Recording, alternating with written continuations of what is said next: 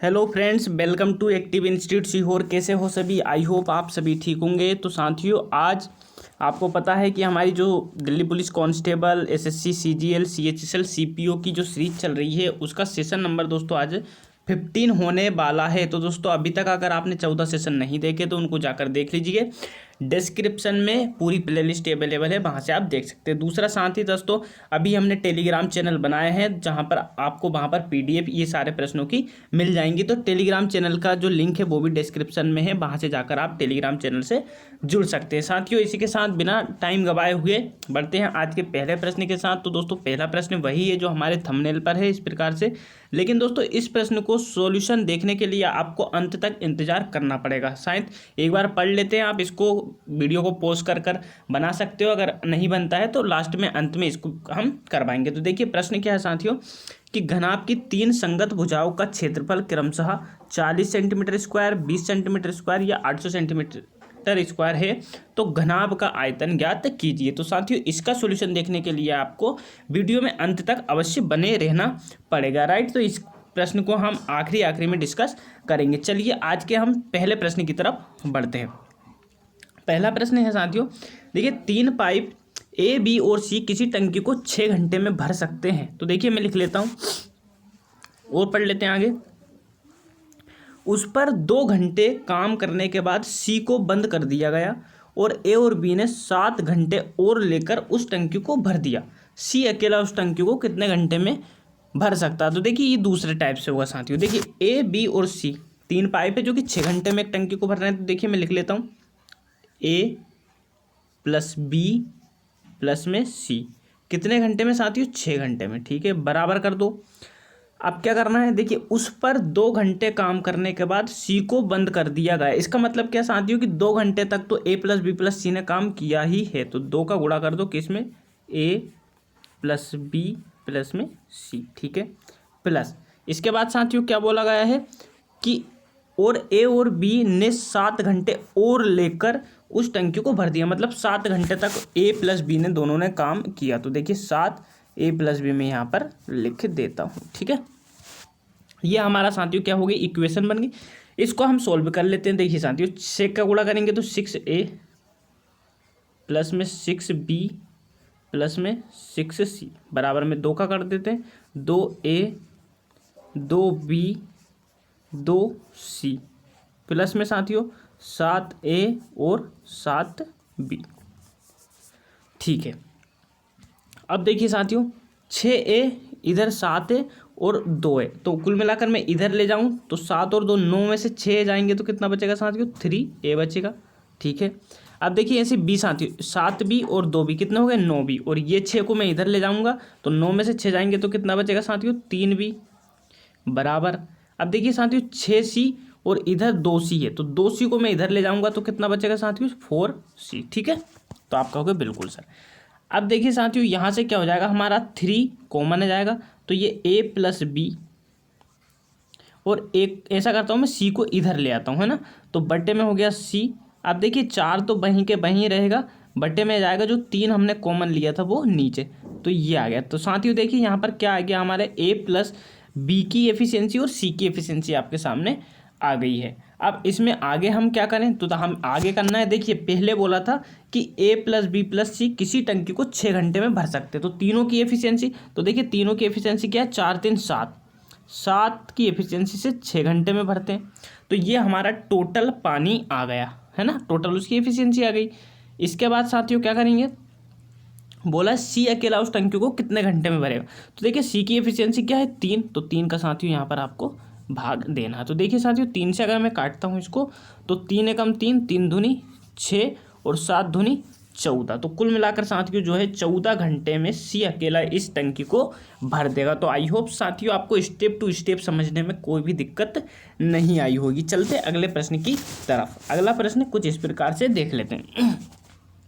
देखिए यदि 240 का a% सी है और a का c% 117.6 है तो a प्लस सी का मान ज्ञात कीजिए। देखिए साथियों एसएससी सीएचएसएल टीयर 1 2020 में ये प्रश्न आया हुआ था।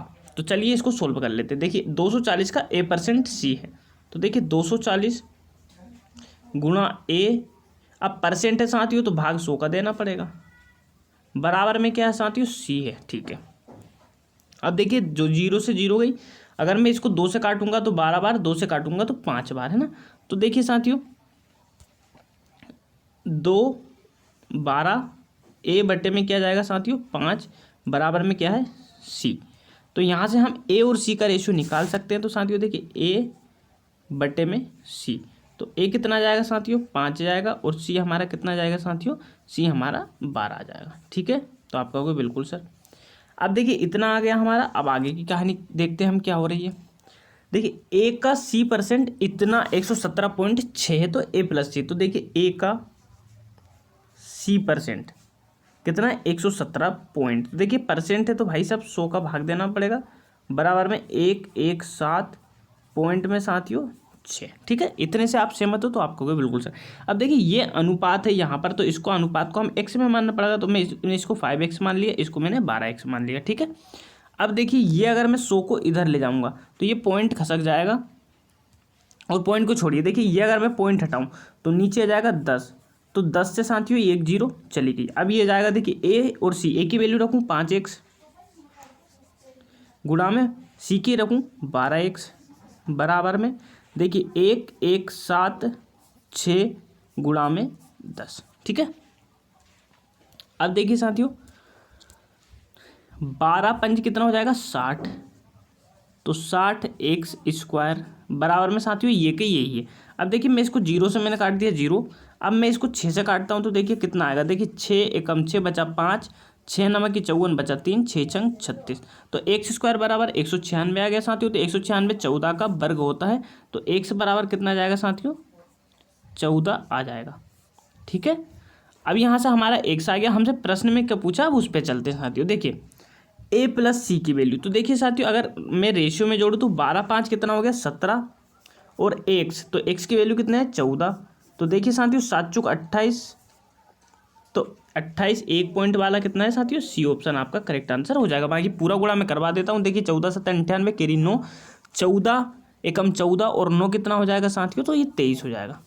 ठीक है, तो 238 क्या हो जाए 238 आपका साथियों यहाँ पर करेक्ट आंसर हो जाएगा। चलिए अगले प्रश्न पर चलते हैं। अगला प्रश्न क्या है साथियों देख लेते हैं। देखिए दो एथलीट ए और बी एक ही प्रारंभिक बिंदु से 1800 मीटर लंबाई वाले वृत्ताकार मार्ग पर एक ही समय पर 9 मीटर पर सेकंड और 6 मीटर पर सेकंड की चाल से दौड़ना आरंभ करते एक ही समय पर। तो देखिए ए की स्पीड देख लेता हूँ 9 मीटर पर सेकंड और बी का 6 मीटर पर सेकंड, है ना, ये स्पीड हो गई। अब देखिए एक वृत्ताकार मार्ग है तो मैंने वृत्त बना लिया साथियों, और इसकी परिधि कितनी है साथियों 1600 मीटर। कितनी है साथियों 1600 मीटर। तो मैंने यहाँ पर मैं लिख देता हूँ ये कितनी है 1800 मीटर। ठीक है, प्रश्न क्या बोल रहा है, ए और बी एक ही बिंदु से, तो मान लो कोई ये पॉइंट है साथियों, यहाँ पर ए भी है और बी भी है। ठीक है, अब ये बोल रहा है यहाँ पर कि देखिए विपरीत दिशा में दौड़ते हुए वे अलग अलग कितने बिंदु पर मिलेंगे। तो अगर मान लो साथियों में बी इधर जा रहा है तो ये इधर जाएगा क्योंकि विपरीत दिशा में। अब साथियों आप सभी जानते हैं कि अगर मैं बी को इधर ले जाऊंगा और ए को इधर लाऊंगा तो ये साथियों एक ही पॉइंट पर मिलेंगे, उसके बाद ये वापस निकल जाएंगे, राइट। तो कितने बिंदु पर मिलेंगे एक पर। तो साथियों ये लैंग्वेज से रिलेटेड ये हमारा सवाल था, तो इस प्रकार से इसका आंसर 1 आ जाएगा, राइट। चलिए अब अगले प्रश्न की तरफ चलते हैं। अगला प्रश्न कुछ इस प्रकार से साथियों देखिए क्या बोल रहा है। देखिए 9 ये एक संख्या है, एक 9 अंकी संख्या। ठीक है साथियों 9 अंकी संख्या जो 9 से विभाज्य है, यदि y माइनस एक्स बराबर 6 है तो रूट में 2x प्लस 4y का मान ज्ञात कीजिए। देखिए मैं संख्या जोड़ लिख लेता हूँ पहले साथियों, है ना। तो देखिए 8 थोड़ा बड़े बड़े अक्षर लिखता हूँ ताकि दिक्कत ना, 8 4 6 5 2 3 x 7 और y, ये 9 अंकी साथियों संख्या है। अब किससे विभाज्य साथियों, तो 9 से विभाज्य। आपको पता है 9 की विभाजकता क्या कहती है, संख्या के अंकों का योग 9 से विभाज्य होना चाहिए। तो देखिए मैं जोड़ लेता हूँ, देखिए 8 4 12 6 18, तो कुल मिलाकर ये तो कट गया। बाकी देखते हैं, देखिए साथियों 5 2 7 3 10 और 7 17, तो कुल मिलाकर साथियों अब हमें कितना चाहिए एक तो चाहिए, एक 17 और एक 18, और एक की वैल्यू हम 9 रखेंगे तब हमारा काम बनेगा। कुल मिलाकर साथियों देखा जाए तो x प्लस वाई की वैल्यू हमें कितनी रखनी पड़ेगी, 10 रखनी पड़ेगी, तब 9 से विभाजित होगा। क्यों? क्योंकि साथियों ये 17 10 हो जाएगा 27, जो कि 9 से डिविजिबल होता है। तो देखिए साथियों x प्लस वाई बराबर कितना हो जाएगा हमारा 10, ठीक है। और x माइनस वाई हमें 6 दे रखा है, तो x माइनस वाई बराबर 6, ठीक है। सॉरी साथियों, बाई माइनस एक्स है ना, तो बाई माइनस का ये प्लस का, ठीक है, कोई दिक्कत नहीं। अब देखिए साथियों ये बाई से बाई कट गया, यहाँ पर है ना बाई से बाई कट गया, तो देखिए 2x बराबर कितना हो जाएगा 10 और 6 16। तो देखिए साथियों x बराबर कितना आ गया हमारा, 2 से काटा 16 को, तो x बराबर आ गया 8, ठीक है। अब x बराबर 8 आ गया, तो y बराबर कितना हो जाएगा साथियों 2। लेकिन साथियों देखिए यहाँ पर एक चीज़ गलत हो रही है। क्या गलत हो रही है आप भी जानते हो। देखिए y बड़ा होगा, है ना, y क्या होगा साथियों, बड़ा होगा, तो माइनस वाई प्लस का x, है ना, तो y बड़ा होगा तो कुल मिलाकर y 8 हो जाएगा, और जो x है हमारा वो 2 हो जाएगा, है ना। तो y बराबर 8, x बराबर 2, राइट साथियों। तो यहाँ पर देखिए कहीं ना कहीं हमसे शायद टाइपिंग में प्रश्न में कहीं दिक्कत हो गई होगी, तो इसलिए कुछ हो सकता है ना। तो बाई 8 और 1 से 2 हो जाएगा। अब साथियों क्या कर लेते हैं, मान रख लेते हैं हम √2x प्लस में 4y, ठीक है। अब देखिए x की वैल्यू 2 है, तो 2 दूनी कितना हो गया 4, y की वैल्यू 8 है, तो 8 चौक कितना हो गया साथियों 32, रूट में 32 और 4 36, कितना हो गया साथियों 36। तो 36 का वर्गमूल क्या हो जाएगा साथियों 6 हो जाएगा। तो 6 आपका क्या हो जाएगा साथियों यहाँ पर करेक्ट आंसर हो जाएगा। तो आई होप आपको समझ में आ गया होगा कि कितनी आसानी से साथियों इस प्रश्न को हम सोल्व कर सकते हैं, राइट। चलिए अगले प्रश्न पर चलते हैं। अगला प्रश्न कुछ इस प्रकार से है। तो साथियों देखिए निम्नलिखित में से कौन एक द्विघात बहुपद है। द्विघात साथियों बहुपद बताना है आपको इन सारे प्रश्नों में से। तो देखिए साथियों मैं बहुपद ज्ञात कर लेता हूँ। देखिए द्विघात बहुपद मतलब ऐसा बहुपद जिसमें घात 2 हो, राइट। तो देखिए साथियों बहुपद और आपने इक्वेशन मतलब बहुपद को इंग्लिश में कहते हैं पॉलिनोमियल, और आपने एक इक्वेशन मतलब कि समीकरण ये बहुत चीज़ें आपने देखी होंगी, है ना। तो देखिए समीकरण क्या होता है साथियों, किसी भी बहुपद के बराबर में 0 लगा दो तो वो हो जाता है समीकरण।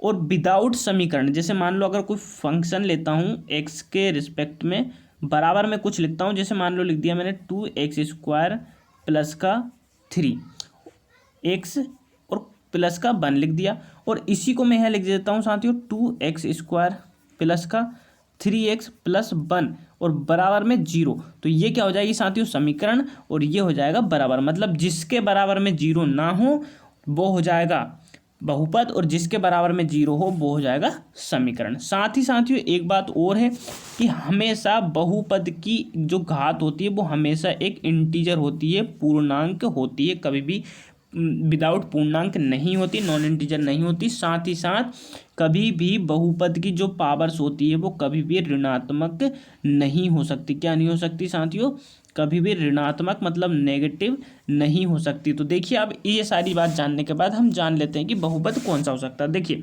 इसके बराबर में 0 है, इसका मतलब साथियों ये नहीं होगा।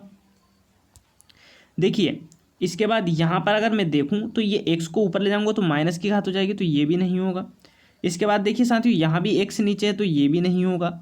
इसके बाद साथियों देखिए मैं अगर इसको देखता हूँ तो px के बराबर में है, तो साथियों ये यहाँ पर हमारा द्विघात बहुपद हो जाएगा। तो आई होप आज साथियों आपको समझ में आ गया होगा कि कितनी आसानी से इन द्विघात बहुपद को हम सोल्व कर सकते हैं। चलिए अगले प्रश्न पर चलते हैं ना।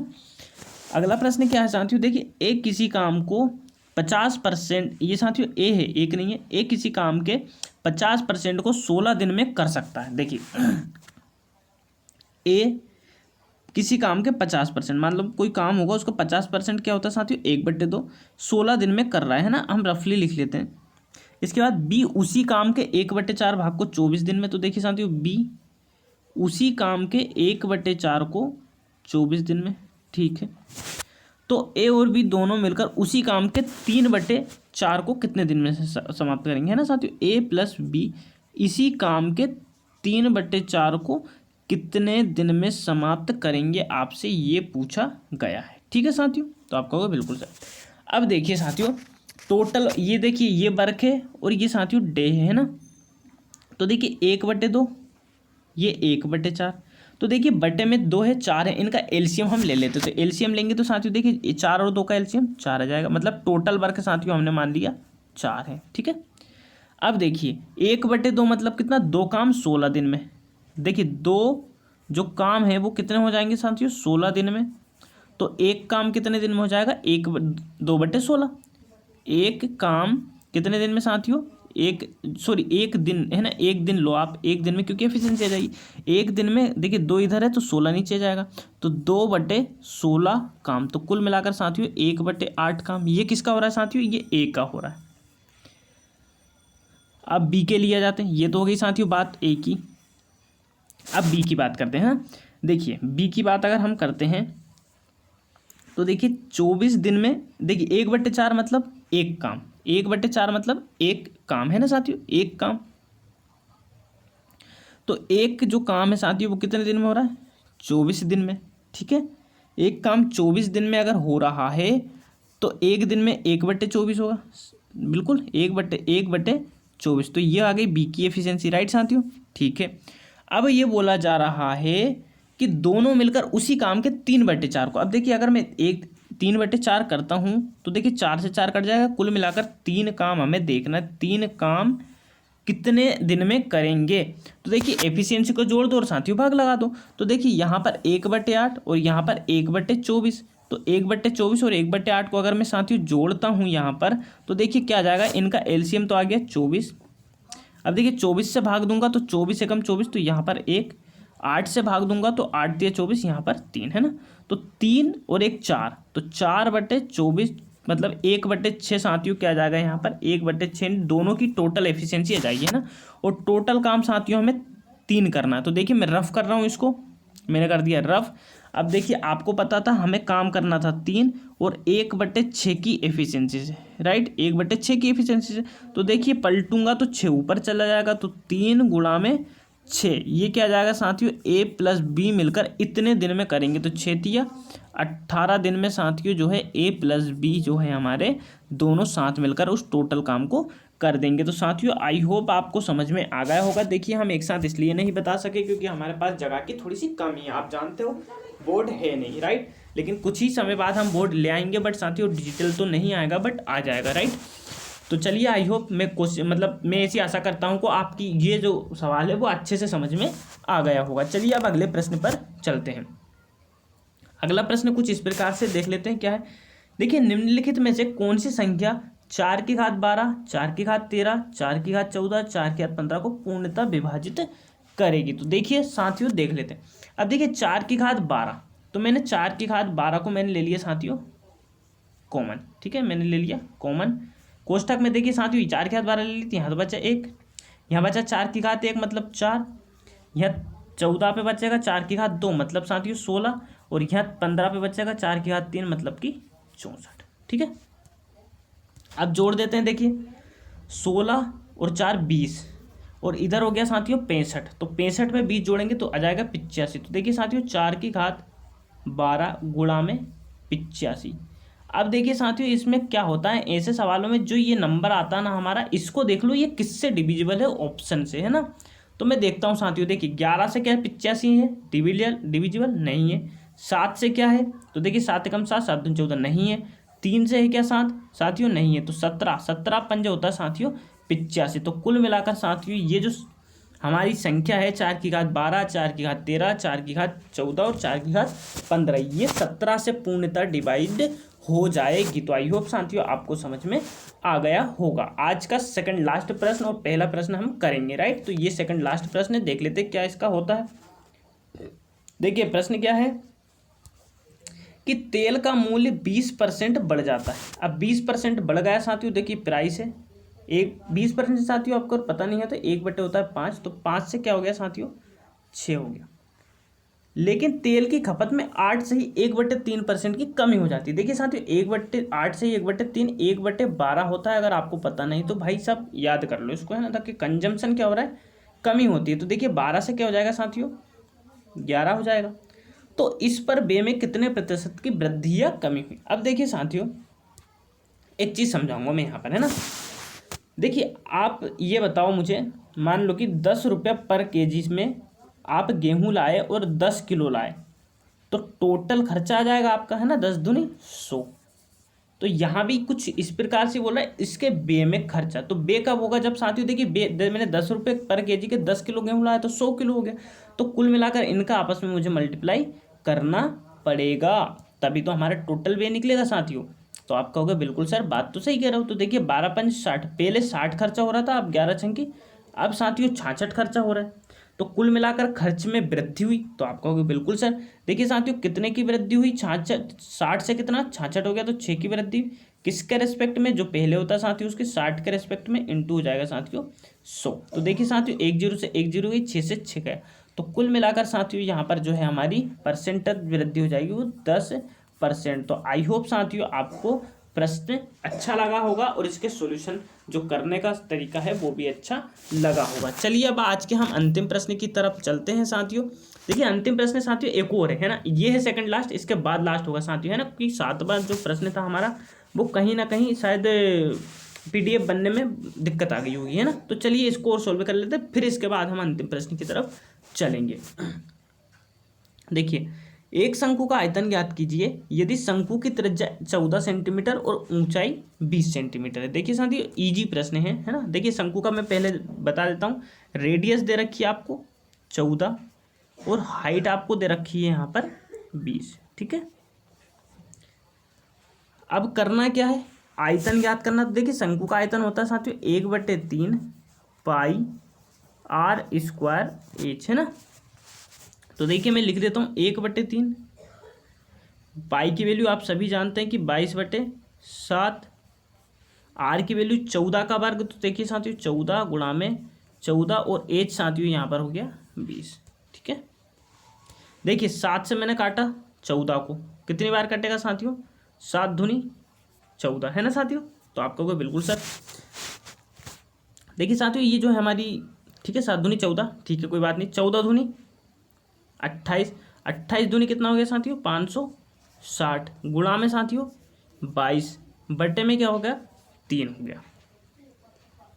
अब फिर से काटते हैं, देखिए फिर से पहले गुणा कर लेते हैं, 22 का गुणा करिए 0 में, तो 0, 22 छंक होता है 132 का 2, कैरिया है 13, 22×5 110 और 13 कितना हो जाएगा साथियों 123, बटे में क्या हो गया साथियों 3 हो गया, है ना।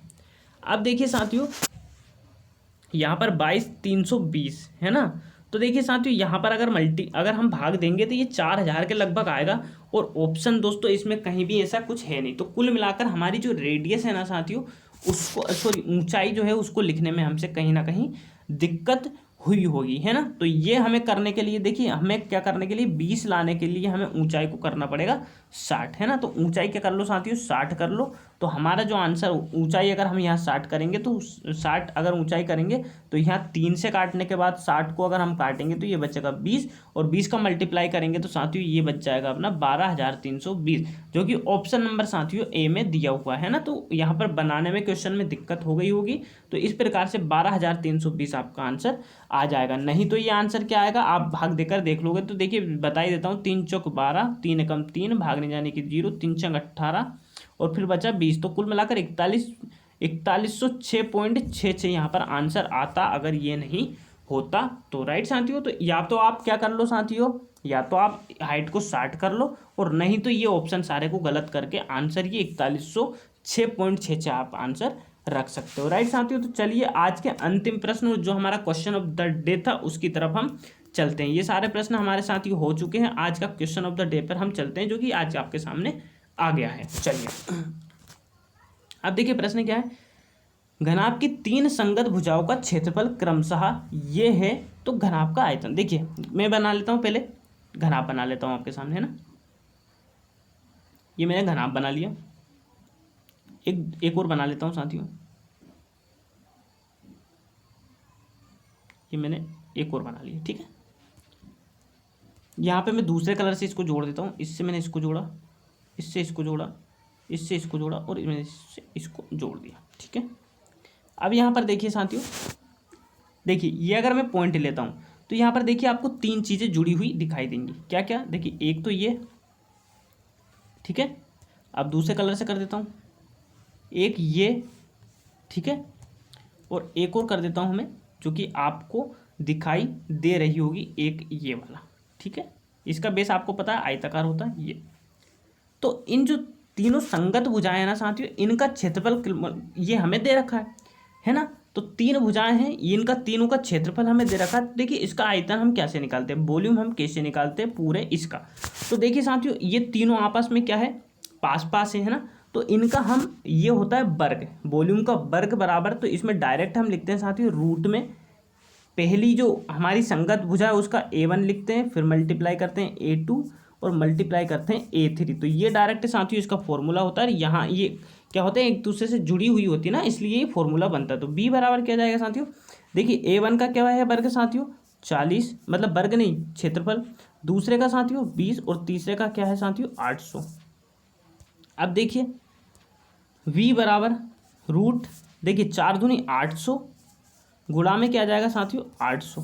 तो देखिए 2 बार 800 800, तो वॉल्यूम क्या हो जाएगा साथियों इस घनाभ का 800 सेंटीमीटर स्क्वायर, सॉरी क्यूब होगा, वॉल्यूम, वॉल्यूम हमेशा क्यूब में आता है, तो यहाँ पर क्यूब हो जाएगा, है ना। यूनिट साथियों गलत है, तो ऑप्शन नंबर डी आपका यहाँ पर करेक्ट आंसर हो जाएगा। तो आई होप साथियों आप जो हमने बताया है इसी तरह से आने वाले कभी भी एग्जाम में अगर ये प्रश्न आता है तो इसको आप सोल्व कर लोगे। तो साथियों कमेंट करके अवश्य बताइएगा कि आज का सेशन आपको कैसा लगा। अगर सेशन आपको अच्छा लगा है तो सेशन को लाइक करें, चैनल पर नए हैं तो सब्सक्राइब करें और वीडियो को शेयर करना बिल्कुल भी ना भूलें। साथ ही साथ दोस्तों हमारा टेलीग्राम चैनल डिस्क्रिप्शन में लिंक है, उससे जाकर जुड़ना बिल्कुल ना भूलें, ताकि ये सारी जो क्वेश्चन है आपको वहाँ पर PDF के फॉर्मेट में या डायरेक्टली ऐसे ही आपको JPG फॉर्मेट में मिल सके। तो चलिए साथियों मिलते हैं नेक्स्ट वीडियो में, तब तक के लिए थैंक यू, बाय बाय।